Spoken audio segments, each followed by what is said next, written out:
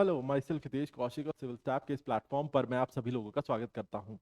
आज के इस सेशन में हम important previous year questions discuss करेंगे। देखो, 2015, 16 और 17 ये तीन एग्जाम्स के अंदर जो हिस्ट्री के क्वेश्चंस पूछे गए थे ना, वो सारे हम डिस्कस कर लेंगे आज। और इससे आपको हेल्प मिलेगी जब आप पेपर में देखेंगे कि किस तरीके के क्वेश्चन पूछे जा सकते हैं। हम सारे ही डिस्कस करेंगे, इसके बाद वाले जो पेपर्स में भी क्वेश्चन जो पूछे गए थे वो भी डिस्कस करेंगे। आज जैसे 2015, 16 और 17 के क्वेश्चन हम डिस्कस कर रहे हैं। चलिए शुरुआत करते हैं पहले क्वेश्चन से। ये देखो, पहला क्वेश्चन ये रहा, who among the following translated Kalhana's Rajatarangini into English.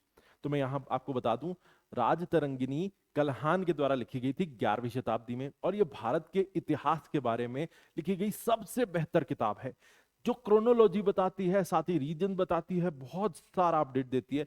राज तरंगिनी का मतलब होता है ऐसी धारा जिसके अंदर राजा जो या राज परिवार बहते हैं। ठीक है, तो अलेक्जेंडर कनिंघम, सर ऑरेलस्टेन, जोना राजा और सिरिवरा इसमें आपके ऑप्शन है। ठीक है, देखो मैं आपको इसका आंसर बता देता हूं। Answer is sir Aurel Stein. तो ऑरेलस्टेन वो व्यक्ति हैं जिन्होंने राज तरंगिनी लिखी थी। ठीक है, चलो नेक्स्ट क्वेश्चन पे चलते हैं। ठीक है, नेक्स्ट क्वेश्चन पे आ जाते हैं जल्दी से। Name the site where Harappa plot field has been found. ये पता क्या कहने की कोशिश है कि वो साइट बता दो आप जिसमें हल और खेती के अवशेष हैं। सबको पता है इसका जवाब क्या है। इसका जवाब है राखीगढ़ी। वो साइट है जहां से खेती के अवशेष और हल मिलता है। तो बेसिकली प्लॉट साइट कहां मिलती है हमें? राखीगढ़ी, राजस्थान में। ये साइट बड़ी कलरफुल साइट है। सॉरी सॉरी, मैंने गलत बोल दिया, राखीगढ़ी नहीं, sorry, Kalibangan is in Rajasthan, Rakhigarhi तो हरियाणा में है। आंसर इसका जो है वो आएगा कालीबंगन। मैं गलती से बोल दिया है। ठीक है, कालीबंगा या कालीबंगन इसका आंसर आना चाहिए। ठीक है, Kalibangan is correct answer for this. ठीक है, राजस्थान की साइड जानी जाती है सबसे पहले। एक और साइड मैं आपको बता देता हूं वैसे, जो दूसरी कुनाल एक साइट है हरियाणा में, वहां से भी खेती के अवशेष मिले हैं। लेकिन राजस्थान की साइट सबसे पुराने जो है खेती के अवशेष मिले हैं। और प्लॉट साइट, प्लॉट मतलब जहां पर हल चलाया गया हो, ऐसी कोई जगह, तो वो सिर्फ कालीबंगन ही है। ठीक है, चलो डन। नेक्स्ट थर्ड क्वेश्चन पे आते हैं आप। Who among the following the author of Milinda Panho. देखो, मिलिंद पानो एक इंडो ग्रीक राजा थे जिनका नाम मियंडर था। मियंडर का ही दूसरा नाम मिलिंद था। उनके और मोंग नागसेना के बीच का संवाद है मिलिंद पानो। तो आंसर क्या होना चाहिए? नागसेन या नागसेना। ठीक है, करेक्ट, डन है जी। चलो, सवाल बहुत आसान आते थे मुझे लगता है उस समय पे, है ना। चलो आगे, name the place where Jain text were finally compiled. वो जगह है जहां पर जैन टेक्स्ट फाइनली कंपाइल किए गए थे। पावागढ़, कलिंग, श्रवणबेलगोला या वल्लभी। चार ऑप्शन है आपके पास। देखो, इसमें आंसर है श्रवणबेलगोला। ठीक है, श्रवणबेलगोला बिल्कुल सही उत्तर है। क्यों इसमें? देखो, श्रवणबेलगोला वो जगह है जहां बाहुबली गोमटेश्वरा का एक स्टैचू भी मिलेगा आपको, यानी महावीरा का एक स्टैचू मिलेगा। वो जगह जहां पर चंद्रगुप्त मौर्य ने अपनी आखिरी सांसें ली थी। सलेकना संथाना ट्रेडिशन के तहत देहावसान उनका वहीं पर हुआ था। ठीक है, तो श्रवण बेलगोला ये वो जगह है जहां पर आखिरी रूप लिया जैन किताबों ने। ठीक है, चलो next, fifth question. Find out the following author of find out among the following the author of Maasir Alamgiri. Alberuni, Barani, Mustaid Khan, शमसे Siraj. चार ऑप्शन यहां दिए हुए हैं। ठीक है ना। अब देखो, इसका आंसर क्या है? आपका आंसर है मुस्तैद खान। ठीक है, मुस्तैद खान थे जिन्होंने मुसीरे आलमगीरी लिखी थी। डन, 5 सवाल हो गए हमारे। अब देखते हैं नेक्स्ट क्वेश्चन क्या था। Who abolished dual government in Bengal. Dual form of government Bengal में किसने अबॉलिश की? देखो, एक है अबॉलिश, एक एस्टैब्लिश, दो डिफरेंट क्वेश्चन बजाते हैं। जब बंगाल पर में दो लड़ाइयां लड़ी ब्रिटिश ईस्ट इंडिया कंपनी ने और बंगाल को फाइनली अनेक्स किया, तो इससे पहले बैटल ऑफ प्लासी लड़ी, बक्सर लड़ी। फिर 1765 में बंगाल का कंट्रोल ईस्ट इंडिया कंपनी के हाथ आया। 1765 से उन्होंने dual form of government establish की, 1765 से 1772 तक। इसको इंपोज करने वाले थे रॉबर्ट क्लाइव, अबॉलिश करने वाले थे वॉरेन हेस्टिंग्स। ठीक है, तो answer is Warren Hastings for this. ठीक है, चलो चलो आगे चलें। अगला सवाल, Sidhu and Kanhu were associated with which of the following. Sidhu Kanhu इनमें से किससे जुड़े हुए थे, ये आपको बताना है। कोल अपराइजिंग, मुंडा, खसिया, संथल। देखो, कोई इसमें परेशानी होनी नहीं चाहिए, क्योंकि अगर इसमें आप देखते हैं कि सिद्धू और कानू कौन है, सिद्धू और कानू का पूरा नाम है सिद्धू एंड कानू मुर्मू। हमारी तत्कालीन राष्ट्रपति श्रीमती महामहिम द्रौपदी मुर्मू इसी ट्राइब से आती हैं। कौन सा है, संथल ट्राइब। ठीक है, तो संथल रिबेलियन से जुड़े हैं सिद्धू और कानू। ठीक है, चलो जी नेक्स्ट। ये एक ऐसा क्वेश्चन जिसमें आपको मैच करना था दो लिस्ट को। एक तरफ दिया दादा भाई नौरोजी, दयानंद सरस्वती, बाल गंगाधर तिलक, बंकिम चंद्र चटर्जी। चलो देखो, इसको मैच करते हैं। दादा भाई नारोजी, आंख बंद करके कोई बता देगा, poverty and un British rule in India, उनकी लिखी किताब जिसमें ड्रेन ऑफ वेल्थ थ्योरी दी थी उन्होंने। दयानंद सरस्वती, इसमें आ जाएगा सत्यार्थ प्रकाश, उनकी लिखी हुई किताब है। बाल गंगाधर तिलक, गीता रहस्य, और बंकिम चंद्र चटर्जी, आनंद मठ। ये तो इतना आसान सवाल था, और वैसे भी शुरू के दो करते ही आपसे सॉल्व हो जाना था ये। ठीक है, तो इसका आंसर आएगा सबसे पहले 3, then 1, then 4, then 2, 3, 1, 4, 2, option B correct. ठीक है, चलो अगले सवाल को देख लेते हैं। फिर से वही वाला आ गया रिपीट, चलो इसको छोड़ते हैं, अगले सवाल पे चलते हैं। Who was the head of boundary commission which demanded the demarcated the boundaries of India and Pakistan. देखो, भारत पाकिस्तान बंटवारा, पाकिस्तान आज का वेस्ट पाकिस्तान, और जो बांग्लादेश है वो तब बना था ईस्ट पाकिस्तान। दोनों, पहले पंजाब एक तरफ और एक तरफ बंगाल, दोनों को विभाजित किया जाना था, आधा आधा भारत और पाकिस्तान को देना था। दोनों ही कमीशंस के अध्यक्ष बनाए गए साइरिल रेडक्लिफ, और उन्होंने ही बाउंड्री डिवीजन किया, तो आंसर इज रेडक्लिफ। ठीक है, चलो next. Who presided over first session of Indian national Congress. भाई ये सवाल पूछा ही क्यों कि कांग्रेस का पहला अध्यक्ष कौन था। इतना आसान सवाल तो पेपर में पूछा ही नहीं जाना चाहिए। चलो, पर उस समय आते थे ऐसे सवाल, तो इसका आंसर है व्योमेश चंद्र बनर्जी, गोकुलदास तेजपाल संस्कृत पाठशाला। 1885 में पहला सेशन हुआ था, होना पुणे में था लेकिन हुआ बॉम्बे में। डन, तो आंसर इज डी। ठीक है, चलो जी अगले सवाल पर चलते हैं।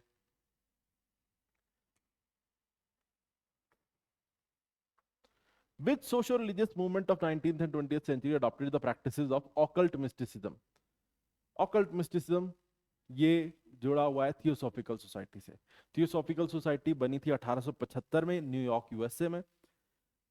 भारत के आध्यात्मिक संरचना, भारत के धर्म और भारत की जो इलाज पद्धतियां हैं उन सभी को संजोने के लिए थियोसॉफिकल सोसाइटी बनी थी, और इसमें भारत और इसके कई धर्मों पर इन्होंने गहन अध्ययन भी किया था। मैडम एच पी ब्लेवेट्स्की और कर्नल एच एस ऑलकॉट इसमें दोनों जो हैं वो शामिल थे इसको बनाने में, और बाद में इन्होंने अपना हेडक्वार्टर मद्रास के पास अद्यार में भी शिफ्ट कर दिया था, और बाद में आयरिश लेडी एनी बसंत भी इस संस्था से जुड़कर ही भारत आई थी। ठीक है, चलो तो आंसर इज थियोसॉफिकल सोसाइटी। चलो जी नेक्स्ट क्वेश्चन देख लेते हैं। Who of the following was not the moderate leader of Indian National Congress? इनमें से कौन कांग्रेस का एक मॉडरेट लीडर नहीं था? जीके गोखले, एमजी रांडे, औरबिंदो घोष या सुरेंद्र। या सुरेंद्र दिया है, पर ऑब्वियसली ही सुरेंद्रनाथ बनर्जी, पर आंसर है औरबिंदो घोष। ये कभी भी डायरेक्टली कांग्रेस से एसोसिएटेड नहीं रहे, ऑल्दो इन्हें एक्सट्रीमिस्ट माना जाता है, लेकिन कांग्रेस से इन्होंने कभी भी कोई नाता नहीं रखा। ठीक है, चलो हाँ नेक्स्ट देखो। Which of the following who shot Curzon Wyllie in London. देखो, कर्जन की हत्या किसने की थी यहां पर आपको दिखेगा। देखो, ये सभी असैसिनेटर हैं। ठीक है, चापेकर ब्रदर्स जाने जाते हैं ब्रिटिश ऑफिशियल की हत्या के लिए, Udham Singh shot dead General Dyer in London, and Madan Lal Dhingra Curzon Wyllie की हत्या के लिए। ठीक है, तो आंसर इज मदन लाल ढींगरा। ठीक है, चलो जी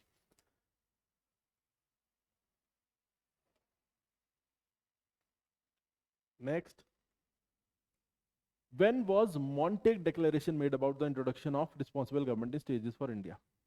मॉन्टेग डिक्लेरेशन कब किया गया था? तारीख 20 अगस्त 1917।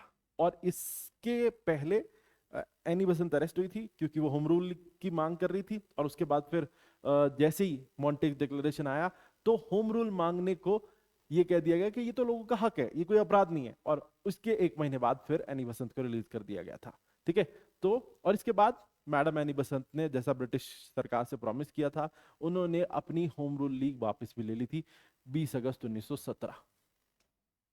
ठीक है, चलो।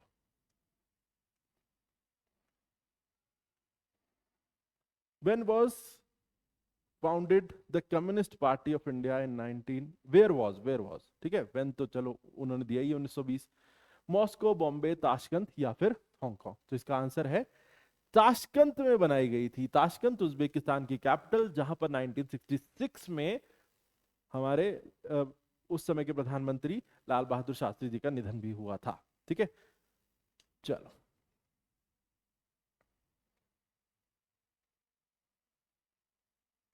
विच इवेंट अर्नड वल्लभ भाई पटेल द टाइटल ऑफ सरदार? इनमें से किस इवेंट ने वल्लभ भाई पटेल को सरदार का टाइटल दिलवा दिया था? तो Kheda, integration of Indian states with India, Ahmedabad textile labour association या बारदोली सत्याग्रह? देखो, तो इसका आंसर है बारदोली सत्याग्रह। इसके बाद उन्हें सरदार वल्लभ भाई पटेल कहा गया था। देखो, इंटीग्रेशन ऑफ स्टेट्स के बाद तो उन्हें आयरन मैन ऑफ इंडिया कहा गया था। ठीक है, तो ये ठीक है।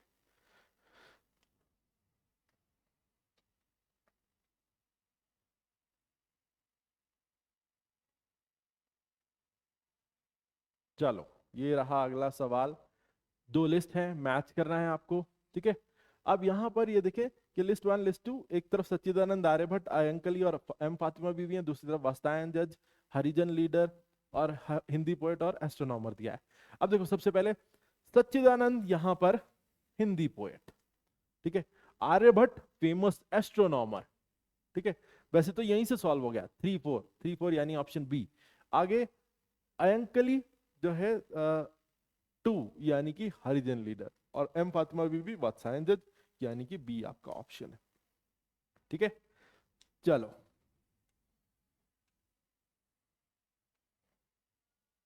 नेक्स्ट पे आते हैं। Regarding the interim government of 1946, which of the following is not correct? ठीक है, Jawaharlal Nehru was prime minister, head of executive council, ये पहली स्टेटमेंट गलत है। देखो, एक तो जवाहरलाल नेहरू जो इंटरिम गवर्नमेंट बनी थी उसके ना तो प्रधानमंत्री थे ना अध्यक्ष थे, ठीक है, हेड भी नहीं थे। जवाहरलाल नेहरू तो वाइस प्रेसिडेंट थे। जो काउंसिल किसकी थी इंटरिम गवर्नमेंट में? वो वॉइस रॉय एग्जीक्यूटिव काउंसिल थी, सभी उसी के मेंबर थे। ये लास्ट स्टेटमेंट यही कह रही कि इंटरिम गवर्नमेंट में जो सब लोग थे वो वॉइस रॉय एग्जीक्यूटिव काउंसिल के मेंबर थे, बिल्कुल ठीक। वॉइस रॉय हेड थे एग्जीक्यूटिव काउंसिल के, बिल्कुल ठीक। और जवाहरलाल नेहरू वाइस प्रेसिडेंट और voice executive council, vice president of voice Roy executive council थे। तो ये तीनों ठीक है, ये रॉन्ग है क्योंकि नॉट करेक्ट पूछा है इसमें। देखो ये सवाल देखो, इंटरिम गवर्नमेंट में which of the following is not correct, तो आपका आंसर ये आएगा। ठीक है, ए आपका आंसर है क्योंकि नॉट करेक्ट पूछा हुआ है। ठीक है,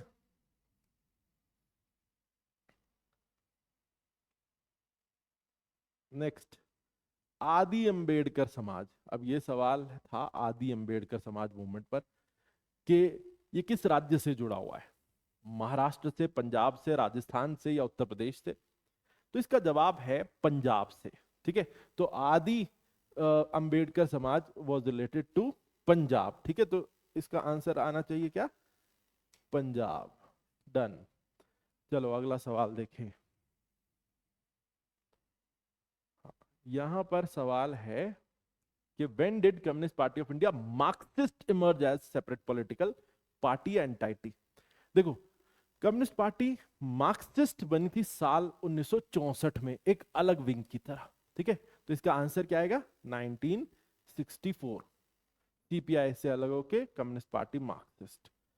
ठीक है, मॉन्टेग चेमफोर्ड रिफॉर्म्स। अब ये फिर इतना आसान सवाल, वैसे तो हमें कोई भी मुश्किल सवाल दिखा नहीं 15 16 17 में। ठीक है, तो देखें, Montague-Chelmsford reforms were introduced in year in no मतलब in India in the year 1881, 1902, 1909, 1990. Morley Minto reform हम कहते हैं 1909 की काउंसिल एक्ट को, और 1919 की गवर्नमेंट ऑफ इंडिया एक्ट के साथ मॉन्टेग-चेमफोर्ड रिफॉर्म इंट्रोड्यूस किए गए थे, तो इसमें कोई प्रॉब्लम है ही नहीं, आंसर इज 1919। ठीक है, चलो next is doctor B R Ambedkar was born at Poona, Bombay, Mhow या सतारा।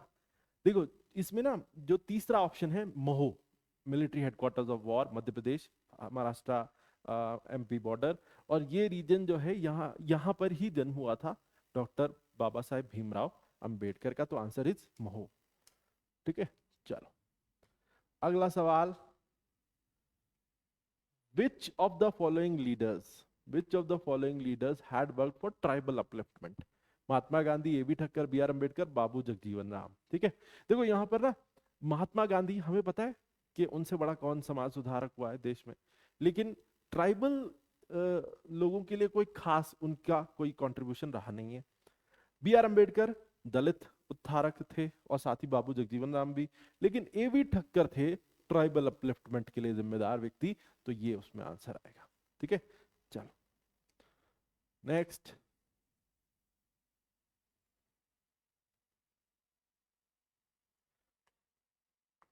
Which of the following leaders was never associated with the Indian National Congress? इनमें से कौन से लीडर कांग्रेस के साथ कभी भी नहीं जुड़े रहे?